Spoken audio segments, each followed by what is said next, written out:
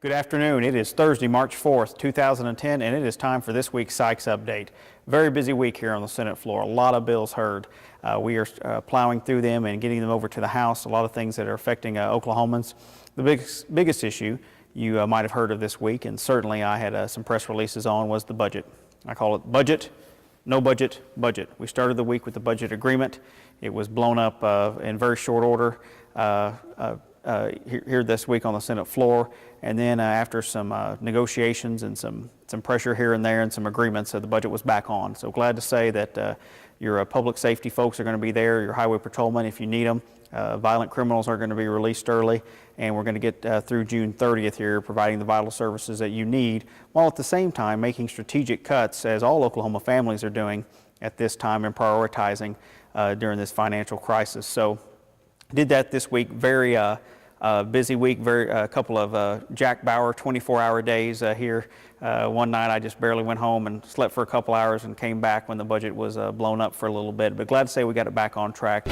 At the Capitol today, the sticking point in the budget may be unstuck. Senators ended the stalemate today by working out a compromise over the $60 million proposal.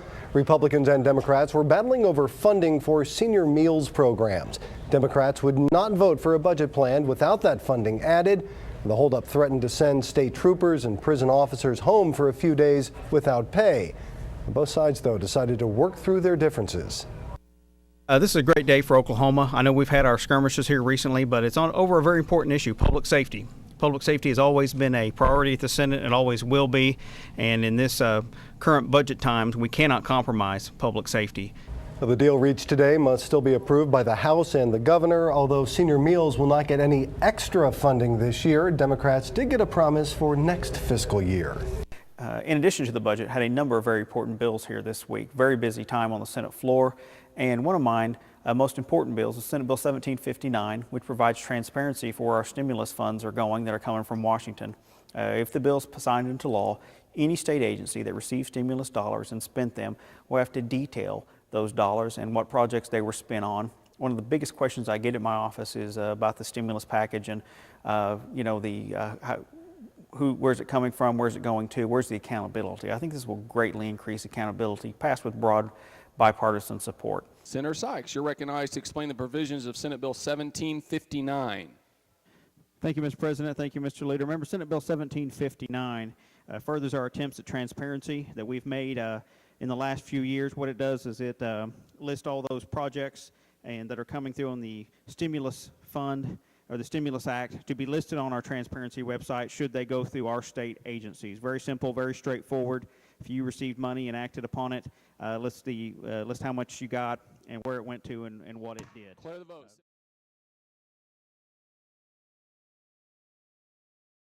Another bill that is very, very important is also Senate Bill 1925, which is my roadblock bill in an emergency situation, working with the Newcastle Police Department on.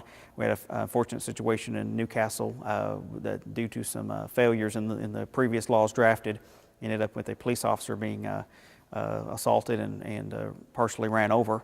So this is going to provide for punishments for those who do such things, while at the same time recognizing that people have a constitutional right to protect their property. And main thing is to keep looters out of that area during the disaster time. So happy that that got passed out of the Senate as well.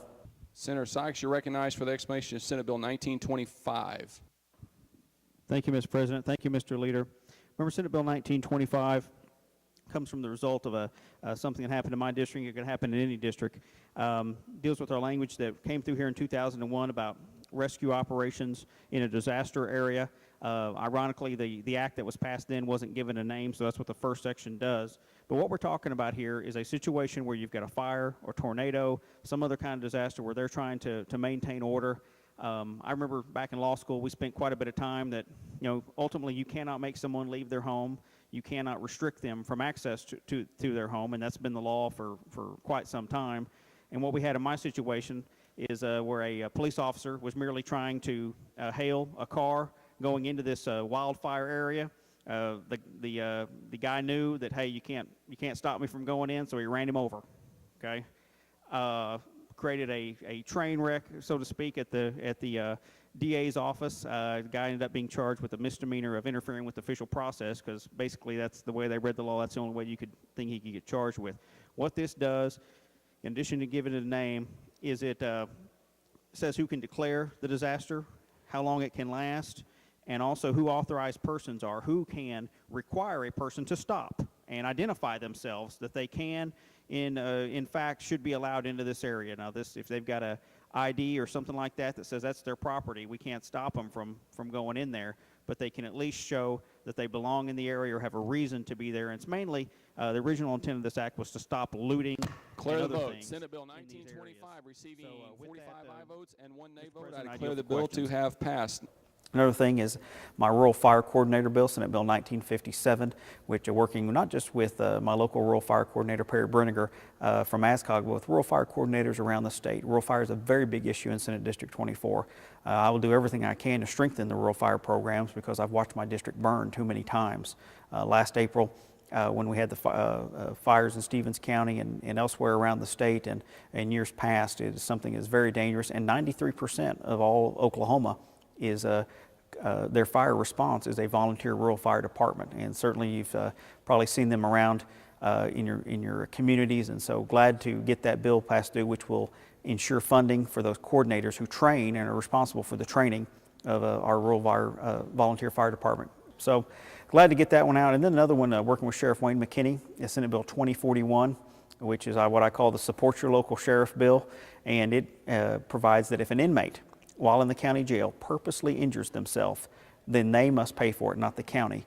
My Stevens County residents might not know this, but last year we had a Stevens County inmate purposely injure himself, and in one incident absorbed the entire year's budget for medical costs at the Stevens County Jail because of his purposeful action, which he only did because of an intentional act upon himself. So this would maintain that the person would be responsible for it, not the sheriff's department. A few of the things I'm working on. Got a lot more bills coming up here next week. It'll be a very exciting week on the floor. So please tune in next week for the Sykes update. And also want to talk about some of the guests we had here this week. Tuesday was a very busy day. Had Leadership Duncan here. Later on that evening, went to the Southwest Oklahoma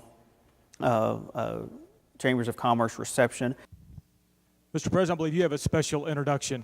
Thank you, Mr. Leader. Members, we have some very special people from my district here today. Leadership Duncan is visiting the Capitol as part of their leadership experience. Give them a warm Senate welcome.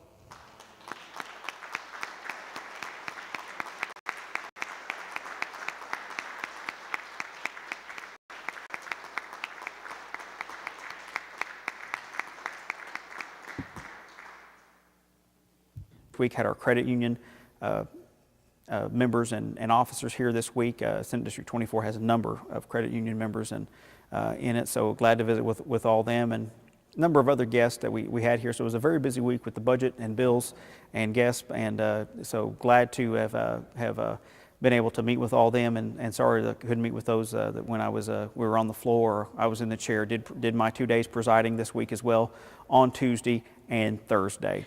So if you're around the Capitol, please stop by and please tune in next week.